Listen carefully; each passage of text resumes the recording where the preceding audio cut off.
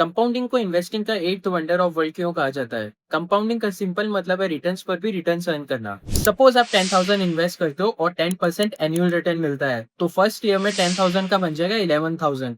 Then second year में जो आपको रिटर्न मिलेगा वो 10,000 पर नहीं 11,000 पर मिलेगा। तो सेकेंड ईयर के एंड तक अमाउंट हो जाएगा 12,100। मतलब आप सिर्फ प्रिंसिपल पर ही रिटर्न नहीं कमा रहे, आप रिटर्न्स पर भी रिटर्न्स कमा रहे हो। चलिए अब समझते हैं सीएजीआर और एक्सआईआर का डिफरेंस। सबसे पहले बात करते हैं सीएजीआर की। सपोज आपने 1 लाख रुपीज एक स्टॉक में इन्वेस्ट किए और 5 साल के बाद वो हो गया 2 लाख रुपीज। अब आपका इन्वेस्टमेंट डबल हो गया, लेकिन हर साल आपका एवरेज रिटर्न कितना बना, इसको कैलकुलेट करने के लिए सीएजीआर यूज होता है, कंपाउंडेड एनुअल ग्रोथ रिटर्न।